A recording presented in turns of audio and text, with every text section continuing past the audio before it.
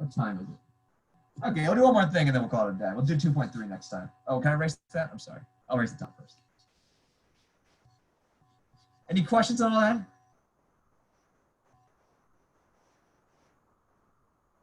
Cool, cool. So, last thing we'll do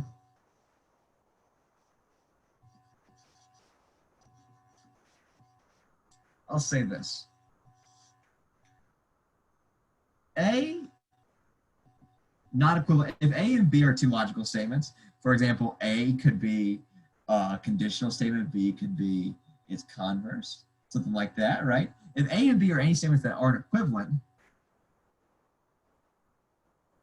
I'm sorry.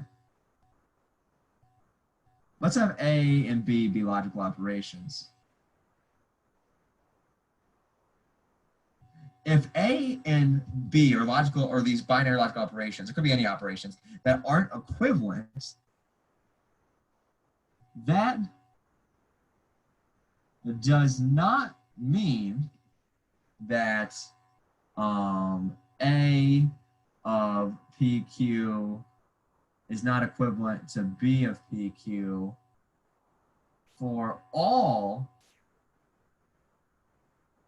possible P and Q. It means there is some PQ such that A PQ is not equivalent to B of PQ. Here's the point I'm trying to make. Saying that P implies Q is not equivalent to the inverse, not P implies not Q, that doesn't mean that sometimes sometimes a statement, doesn't mean sometimes a conditional statement and its inverse won't be true. They can be true. They can both be true sometimes. It simply means that it's not going to be true for all possible P's and Q's.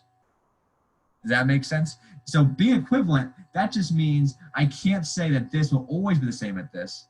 It might sometimes, it's not always going to be, right?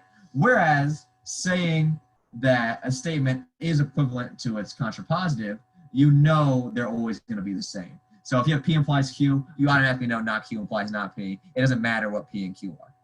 But if you know P implies Q is true, you don't necessarily know if the inverse or converse is true. It depends on what P and Q are. Does that make sense?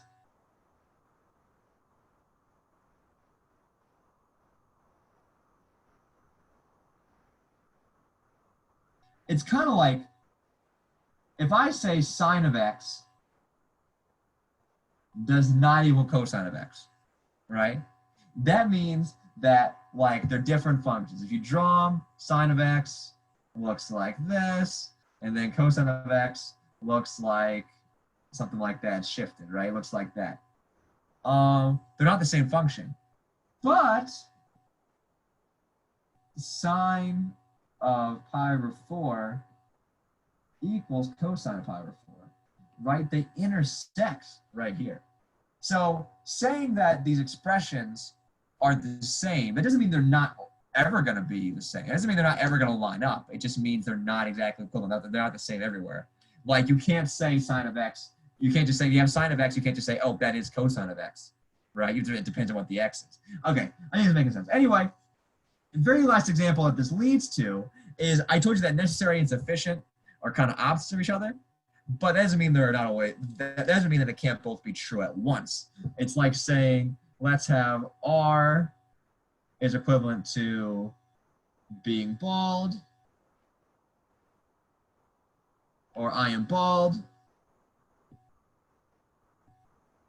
and S is equivalent to, or let's say a guy named Dave again. Poor Dave. Dave is bald, and S is Dave has no hair.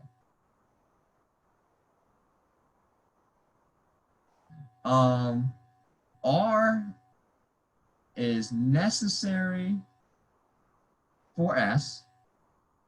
That's true, right? Like, being bald is necessary for not having hair. You can't have it any other way. But also, R is sufficient for S. That's also true. So this is the same thing as S implies R. This is the same thing as R implies S. So this is just like a statement and its converse being true at once. Or yeah, if a statement and its converse are true at once, what's that mean? That means thus R is a biconditional with S. R if and only if S. We call this R if and only if S, or we can say R is necessary and sufficient for S. However, it is past 5, so it's necessary for me to get off Zoom and stop talking about math. I will bottle it up and store it all and talk about it on, Monday's Labor Day. I'll tell you the schedule, Tuesday. But anyway, yeah, any questions? Just real quick, could you actually do if and only if as like literally R if S and R only if S? Like yeah, exactly. okay. So R, this is the same thing as saying R if and only if S.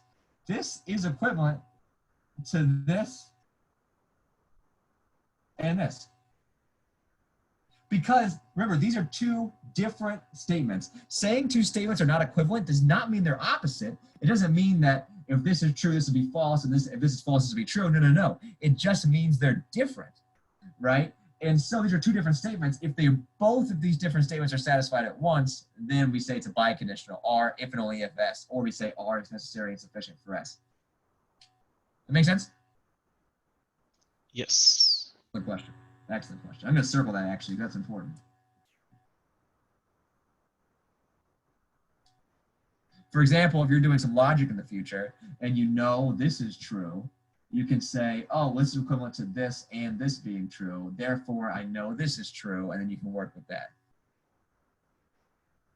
Anyway, that is the class. If there's no more questions, I'm going to stop recording.